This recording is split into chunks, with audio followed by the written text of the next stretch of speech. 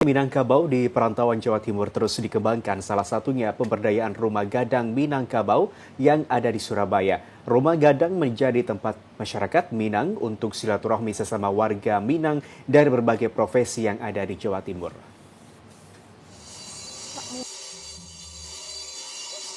Rumah Gadang Minangkabau Jawa Timur, Jalan Gayung Kebonsari Surabaya merupakan salah satu rumah adat kebanggaan masyarakat Minangkabau yang mempunyai ciri khas menarik.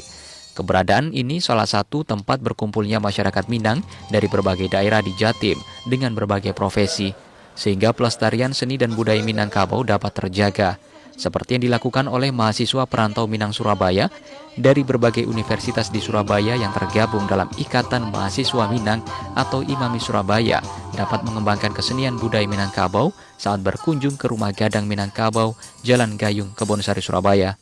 Kesenian yang dipertunjukkan oleh mahasiswa perantau Minang ini berupa kesenian silat dan tari persembahan. Tari persembahan ini salah satu tari tradisional Minangkabau yang ditampilkan pada acara penyambutan tamu yang dimaksudkan sebagai ucapan selamat datang dan ungkapan rasa hormat kepada tamu. Selain itu, mahasiswa perantau Minang ini juga melakukan silaturahim dengan masyarakat Minang yang tergabung dalam gerakan ekonomi budaya Minang Jatim. Pengurus Gebu Minang Jatim juga sebagai pengacara, Sahlan Aswar mengatakan meski merantau, diharapkan selalu membawa nilai budaya yang baik. Harapan kita tentu kegiatan-kegiatan lain yang sifatnya sama, yang mengembangkan ekonomi, terutama yang budaya ya, terus dikembangkan di Rumah Gadang. Kita berharap kepada adik-adik mahasiswa dan kepada masyarakat yang ingin mengeksplor kemampuan dalam berbudaya Minang, baik berupa tarian dan lain sebagainya, bisa kita fasilitasi di Rumah Gadang.